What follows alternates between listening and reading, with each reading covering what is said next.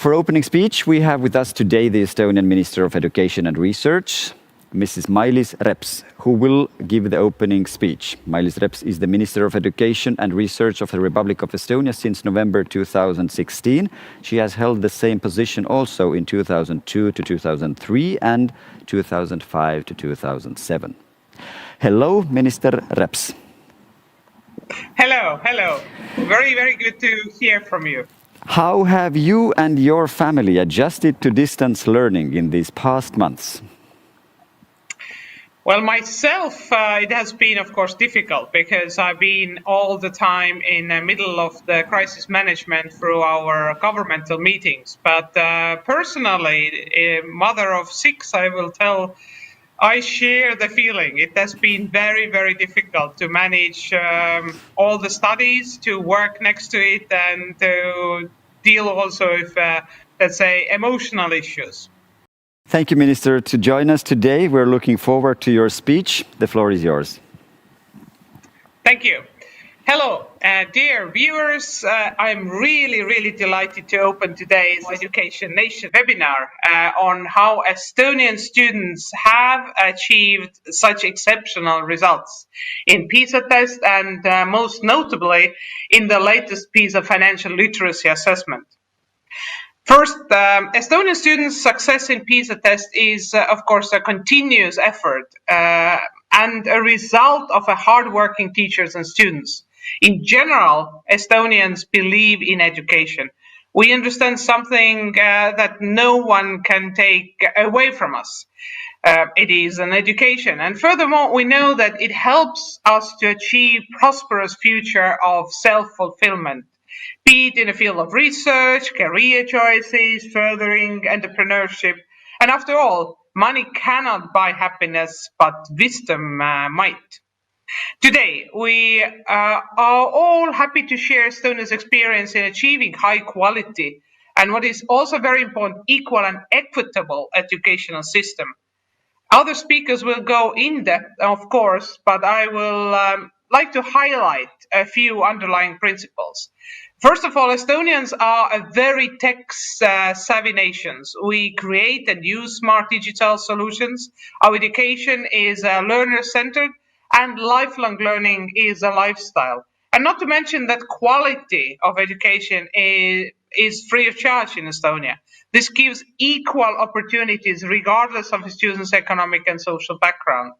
Moreover, our schools enjoy very high degree of autonomy, from curricular development, the choice of materials, organizational aspects, details of daily school life.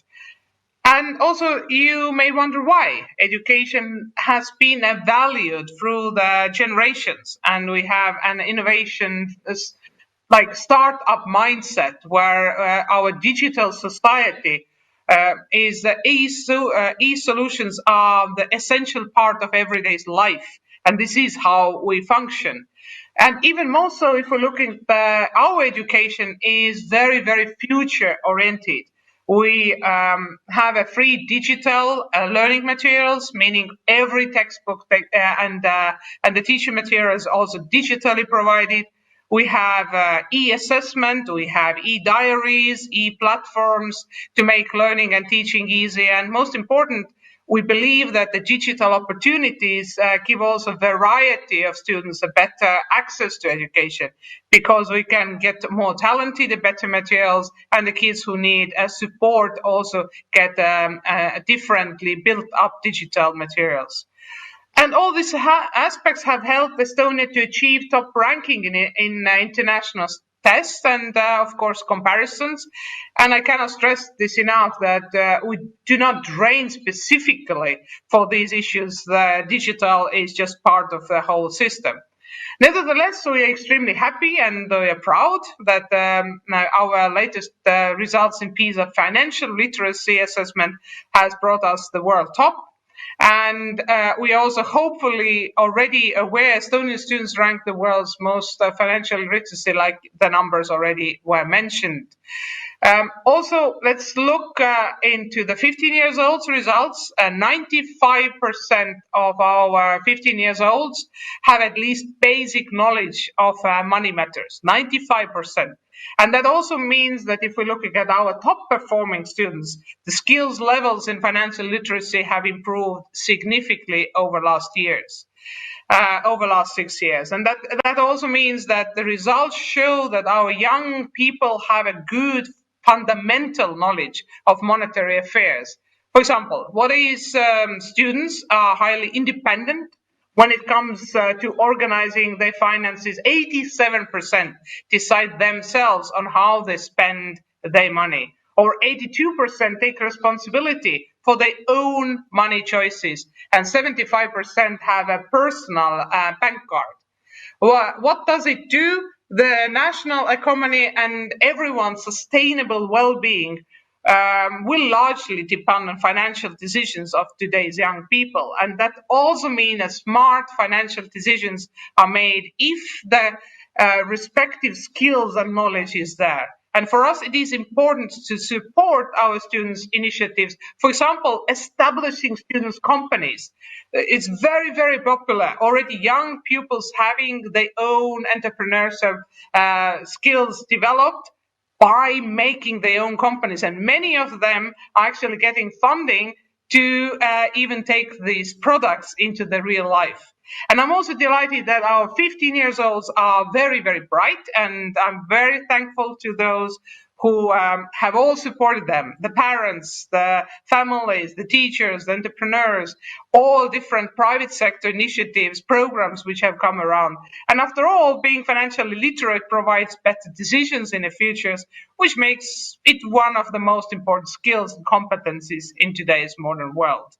And I am very hopeful that this webinar will be an eye-opener for many, and it will offer ideas and solutions that inspire everyone to design a better education for the future in a way that there could be a more education nations. And I wish you an interesting, fruitful webinar.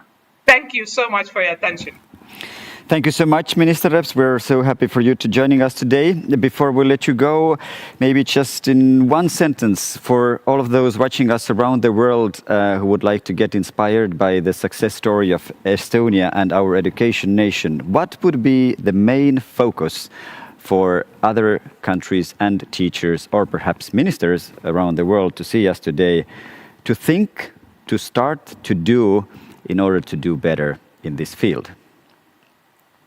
Now, first and foremost, it is that the practical examples related to everyday life need to be interdisciplinary in different subjects, starting from math to the societal history, but let's be also on a more hobby, like interest-related subjects, which are extracurricular activities. So only if these questions like financial responsibility, understanding your own entrepreneurship, risk-taking, but also understanding the basic skills of that are in different fields covered and different aspects covered, only then the students have it as a part of their life.